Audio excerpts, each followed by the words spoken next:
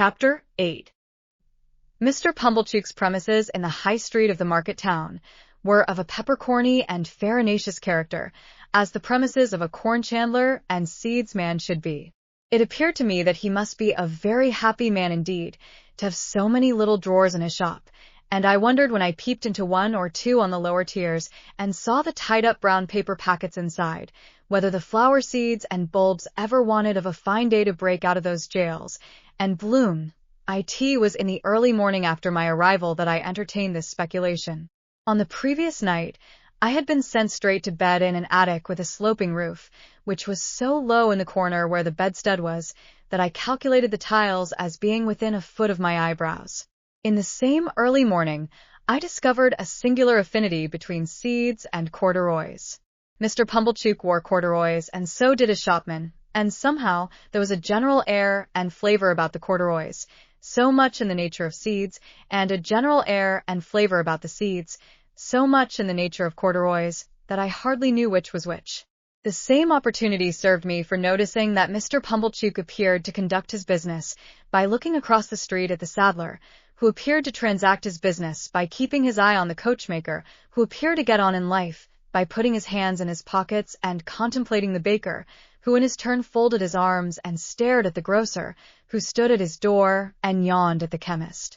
The watchmaker, always poring over a little desk with a magnifying glass at his eye, and always inspected by a group of smock-frocks poring over him through the glass of his shop window, seemed to be about the only person in the high street whose trade engaged his attention. Mr.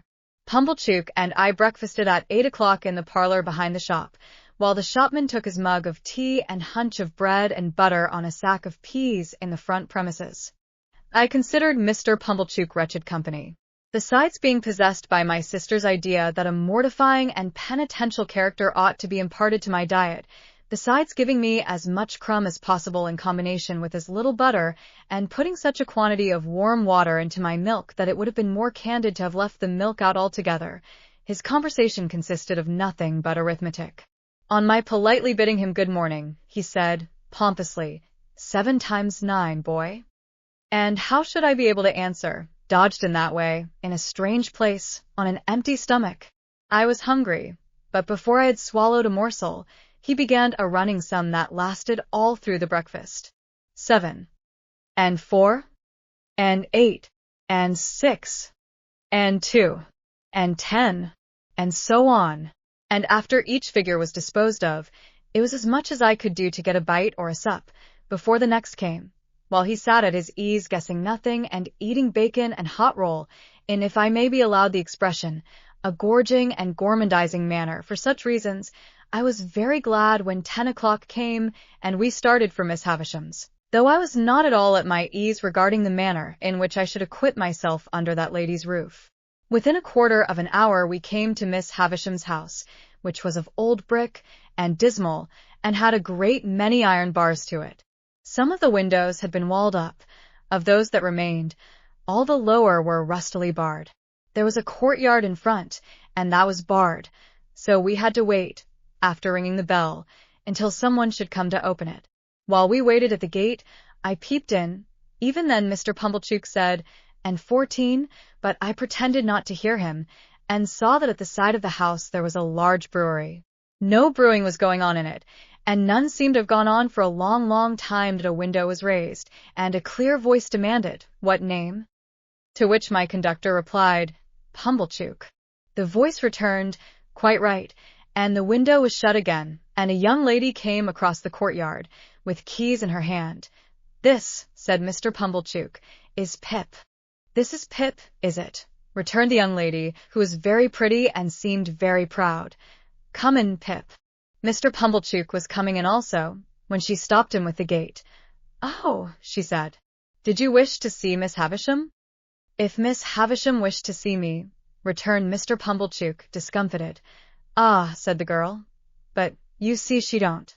She said it so finally, and in such an undiscussable way, that Mr. Pumblechook, though in a condition of ruffled dignity, could not protest.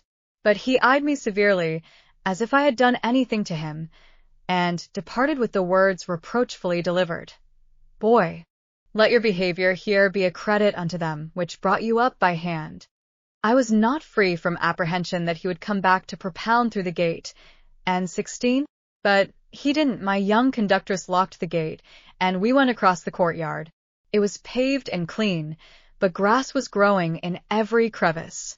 The brewery buildings had a little lane of communication with it, and the wooden gates of that lane stood open, and all the brewery beyond stood open, away to the high enclosing wall, and all was empty and disused.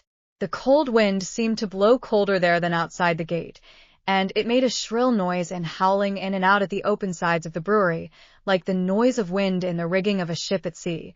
She saw me looking at it, and she said, "You could drink without hurt all the strong beer that's brewed there now, boy."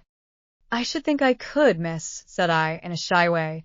"Better not try to brew beer there now, or it would turn out sour, boy. Don't you think so?" "It looks like it, miss." "Not that anybody means to try," she added, "for that's all done with, and the place will stand as idle as it is till it falls. As to strong beer, there's enough of it in the cellars already, to drown the manor house." "Is that the name of this house, miss?" "One of its names, boy." "It has more than one, then, miss?" "One more. Its other name was Satis, which is Greek, or Latin, or Hebrew, or all three, or all one to me for enough." "Enough House," said I. "That's a curious name, miss." "Yes," she replied, "but it meant more than it said. It meant, when it was given, that whoever had this house could want nothing else. They must have been easily satisfied in those days, I should think. But don't loiter, boy." Though she called me boy so often, and with a carelessness that was far from complimentary, she was of about my own age. She seemed much older than I, of course, being a girl, and beautiful and self-possessed, and she was as scornful of me as if she had been 21, and a queen. We went into the house by a side door. The great front entrance had 2 chains across it outside, and the first thing I noticed was that the passages were all dark, and that she had left a candle burning there. She took it up, and we went through more passages and up a staircase, and still it was all dark, and only the candle lighted us. Last we came to the door of a room, and she said, "Go in." I answered, more in shyness than politeness, "After you, miss." To this she returned, "Don't be ridiculous, boy. I am not going in," and scornfully walked away, and, what was worse, took the candle with her. This was very uncomfortable, and I was half afraid. However, the only thing to be done being to knock at the door, I knocked, and was told from within to enter. I entered, therefore, and found myself in a pretty large room, well lighted with wax candles. No glimpse of daylight was to be seen in it. It was a dressing-room, as I supposed from the furniture, though much of it was of forms and uses then quite unknown to me. But prominent in it was a draped table with a gilded looking-glass, and that I made out at first sight to be a fine lady's dressing-table. Whether I should have made out this object so soon if there had been no fine lady sitting at it, I cannot say. In an armchair, with an elbow resting on the table and her head leaning on that hand, sat the strangest lady I have ever seen or shall ever see. She was dressed in rich materials, satins and lace and silks, all of white. Her shoes were white, and she had a long white veil dependent from her hair, and she had bridal flowers in her hair, but her hair was white. Some bright jewels sparkled on her neck and on her hands, and some other jewels lay sparkling on the table. Dresses, less splendid than the dress she wore, and half-packed trunks, were scattered about. She had not quite finished dressing, for she had but one shoe on, the other was on the table near her hand. Her veil was but half arranged, her watch and chain were not put on, and some lace for her bosom lay with those trinkets, and with her handkerchief and gloves and some flowers, and a prayer book all confusedly heaped about the looking-glass. It was not in the first few moments that I saw all these things, though I saw more of them in the first moments than might be supposed. But I saw that everything within my view which ought to be white, had been white long ago, and had lost its luster, and was faded and yellow. I saw that the bride within the bridal dress had withered like the dress, and like the flowers, and had no brightness left but the brightness of her sunken eyes. I saw that the dress had been put upon the rounded figure of a young woman, and that the figure upon which it now hung loose had shrunk to skin and bone. Once, I had been taken to see some ghastly waxwork at the fair, representing I know not what impossible personage lying in state. Once, I had been taken to one of our old marsh churches to see a skeleton in the ashes of a rich dress that had been dug out of a vault under the church pavement. Now, waxwork and skeletons seemed to have dark eyes that moved and looked at me. I should have cried out if I could. "Who is it?" said the lady at the table. "Pip, ma'am." "Pip." "Mr. Pumblechook's boy, ma'am. Come to play." "Come nearer. Let me look at you. Come close."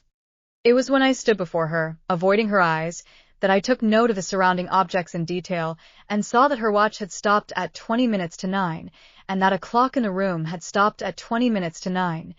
"Look at me," said Miss Havisham. "You are not afraid of a woman who has never seen the sun since you were born?" I regret to state that I was not afraid of telling the enormous lie comprehended in the answer. "No.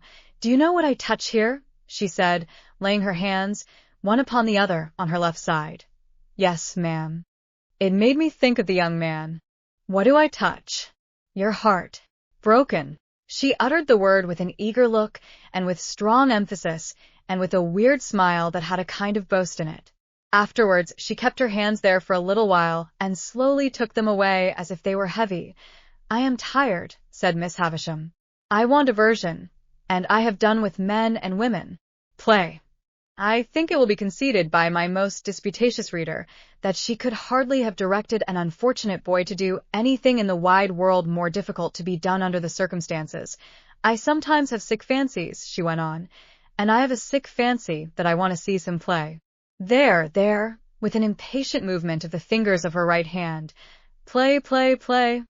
For a moment, with the fear of my sisters working me before my eyes, I had a desperate idea of starting round the room in the assumed character of Mr. Pumblechook's chaise cart. But I felt myself so unequal to the performance that I gave it up, and stood looking at Miss Havisham in what I suppose she took for a dogged manner, inasmuch as she said, when we had taken a good look at each other, "Are you sullen and obstinate?" "No, ma'am. I am very sorry for you, and very sorry I can't play just now. If you complain of me, I shall get into trouble with my sister, so I would do it if I could, but it's so new here, and so strange, and so fine, and melancholy."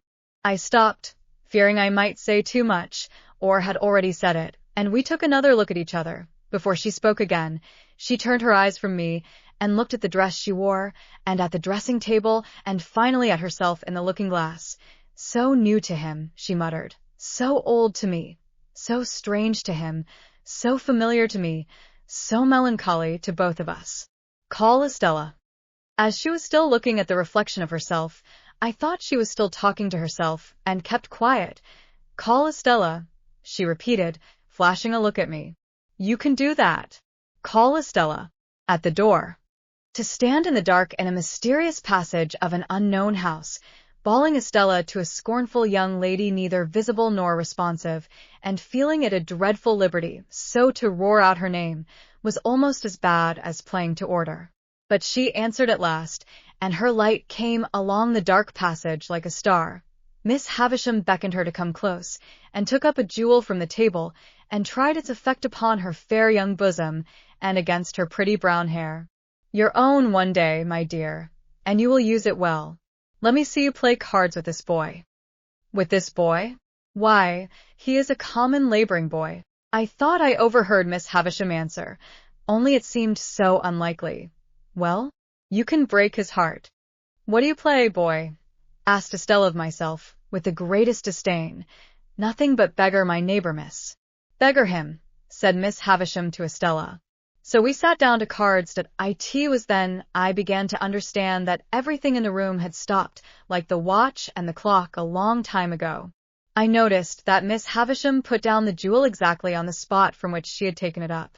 As Estella dealt the cards, I glanced at the dressing table again, and saw that the shoe upon it, once white, now yellow, had never been worn. I glanced down at the foot from which the shoe was absent, and saw that the silk stocking on it, once white, now yellow, had been trodden ragged. Without this arrest of everything, this standing still of all the pale, decayed objects, not even the withered bridal dress on the collapsed form could have looked so like grave clothes, or the long veil so like a shroud. So she sat, corpse-like, as we played at cards, the frillings and trimmings on her bridal dress, looking like earthy paper. I knew nothing then of the discoveries that are occasionally made of bodies buried in ancient times, which fall to powder in the moment of being distinctly seen, but I have often thought since that she must have looked as if the admission of the natural light of day would have struck her to dust. "He calls the knaves jacks, this boy," said Estella with disdain, before our first game was out. "And what coarse hands he has! And what thick boots!"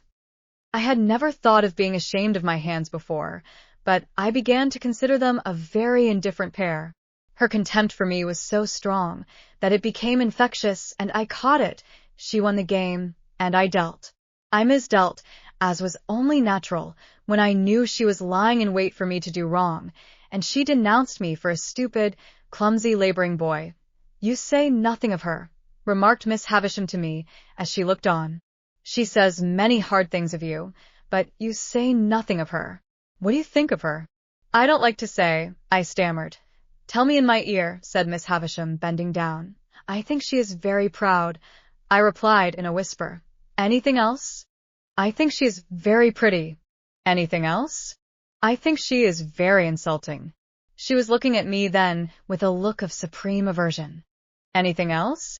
"I think I should like to go home." "And never see her again, though she is so pretty?" "I am not sure that I shouldn't like to see her again, but I should like to go home now." "You shall go soon," said Miss Havisham aloud. "Play the game out." Saving for the one weird smile at first, I should have felt almost sure that Miss Havisham's face could not smile. It had dropped into a watchful and brooding expression, most likely when all the things about her had become transfixed, and it looked as if nothing could ever lift it up again. Her chest had dropped, so that she stooped, and her voice had dropped, so that she spoke low, and with a dead lull upon her.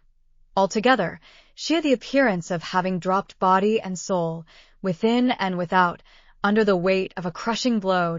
I played the game to an end with Estella, and she beggared me. She threw the cards down on the table when she had won them all, as if she despised them for having been one of me. "When shall I have you here again?" said Miss Havisham. "Let me think." I was beginning to remind her that today was Wednesday, when she checked me with her former impatient movement of the fingers of her right hand. There. I know nothing of days of the week. I know nothing of weeks of the year. Come again after 6 days. You hear?" "Yes, ma'am." "Estella, take him down. Let him have something to eat, and let him roam and look about him while he eats. Go, Pip." I followed the candle down, as I had followed the candle up, and she stood it in the place where we had found it, until she opened the side entrance. I had fancied, without thinking about it, that it must necessarily be night time. The rush of the daylight quite confounded me, and made me feel as if I had been in the candlelight of the strange room many hours. "You are to wait here, you boy," said Estella, and disappeared and closed the door. I took the opportunity of being alone in the courtyard to look at my coarse hands and my common boots. My opinion of those accessories was not favorable. They had never troubled me before, but they troubled me now, as vulgar appendages. I determined to ask Joe why he had ever taught me to call those picture cards jacks, which ought to be called knaves. I wish Joe had been rather more genteelly brought up, and then I should have been so too. She came back, with some bread and meat, and a little mug of beer. She put the mug down on the stones of the yard, and gave me the bread and meat without looking at me, as insolently as if I were a dog in disgrace. I was so humiliated, hurt, spurned, offended, angry, sorry. I cannot hit upon the right name for the smart. God knows what its name was, that tears started to my eyes. The moment they sprang there, the girl looked at me with a quick delight in having been the cause of them. This gave me power to keep them back and to look at her. So, she gave a contemptuous toss, but with a sense, I thought, of having made too sure that I was so wounded, and left me. But when she was gone, I looked about me for a place to hide my face in, and got behind one of the gates in the brewery lane, and leaned my sleeve against the wall there, and leaned my forehead on it, and cried. As I cried, I kicked the wall, and took a hard twist at my hair. So bitter were my feelings, and so sharp was the smart without a name, that needed counteraction, My sister's bringing up had made me sensitive. In the little world in which children have their existence whosoever brings them up, there is nothing so finely perceived and so finely felt as injustice. It may be only small injustice that the child can be exposed to, but the child is small, and its world is small, and its rocking horse stands as many hands high, according to scale, as a big-boned Irish hunter. Within myself, I had sustained, from my babyhood, a perpetual conflict with injustice. I had known, from the time when I could speak, that my sister, in her capricious and violent coercion, was unjust to me. I had cherished a profound conviction that her bringing me up by hand gave her no right to bring me up by jerks.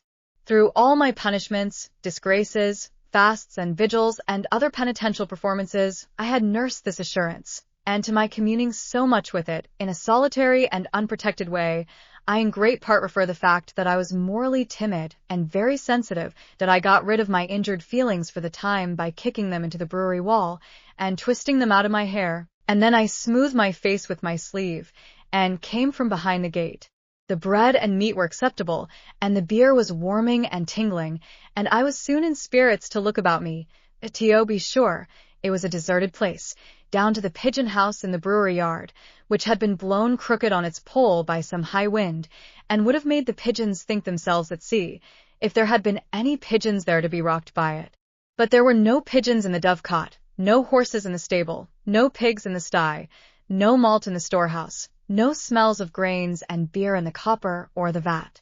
All the uses and scents of the brewery might have evaporated with its last reek of smoke. In a by-yard, there was a wilderness of empty casks, which had a certain sour remembrance of better days lingering about them, but it was too sour to be accepted as a sample of the beer that was gone, and in this respect I remember those recluses as being like most others. Behind the furthest end of the brewery was a rank garden with an old wall, not so high but that I could struggle up and hold on long enough to look over it, and see that the rank garden was the garden of the house, and that it was overgrown with tangled weeds, but that there was a track upon the green and yellow paths, as if someone sometimes walked there, and that Estella was walking away from me even then. But she seemed to be everywhere. For when I yielded to the temptation presented by the casks and began to walk on them, I saw her walking on them at the end of the yard of casks. She had her back towards me, and held her pretty brown hair spread out in her two hands, and never looked round, and passed out of my view directly. So, in the brewery itself, by which I mean the large paved lofty place in which they used to make the beer, and where the brewing utensils still were, when I first went into it, and, rather oppressed by its gloom, stood near the door looking about me, I saw her pass among the extinguished fires, and ascend some light iron stairs, and go out by a gallery high overhead, as if she were going out into the sky. It was in this place, and at this moment, that a strange thing happened to my fancy. I thought it a strange thing then, and I thought it a stranger thing long afterwards. I turned my eyes, a little dimmed by looking up at the frosty light, towards a great wooden beam in a low nook of the building near me on my right hand, and I saw a figure hanging there by the neck. A figure all in yellow-white, with but one shoe to the feet, and it hung so that I could see that the faded trimmings of the dress were like earthy paper, and that the face was Miss Havisham's, with a movement going over the whole countenance, as if she were trying to call to me. In the terror of seeing the figure, and in the terror of being certain that it had not been there a moment before, I at first ran from it, and then ran towards it. And my terror was greatest of all when I found no figure there, nothing less than the frosty light of the cheerful sky, the sight of people passing beyond the bars of the courtyard gate, and the reviving influence of the rest of the bread and meat and beer would have brought me round. Even with those aids, I might not have come to myself as soon as I did, but that I saw Estella approaching with the keys, to let me out. She would have some fair reason for looking down upon me. I thought if she saw me frightened, and she would have no fair reason. She gave me a triumphant glance in passing me, as if she rejoiced that my hands were so coarse and my boots were so thick, and she opened the gate, and stood holding it. I was passing out without looking at her, when she touched me with a taunting hand. "Why don't you cry?" "Because I don't want to." "You do," said she. "You have been crying till you are half blind, and you are near crying again now." She laughed contemptuously, pushed me out, and locked the gate upon me. I went straight to Mr. Pumblechook's, and was immensely relieved to find him not at home. So, leaving word with the shopman on what day I was wanted at Miss Havisham's again, I set off on the 4-mile walk to our forge, pondering, as I went along, on all I had seen, and deeply revolving that I was a common laboring boy, that my hands were coarse, that my boots were thick, that I had fallen into a despicable habit of calling knaves jacks, that I was much more ignorant than I had considered myself last night, and generally that I was in a low-lived bad way.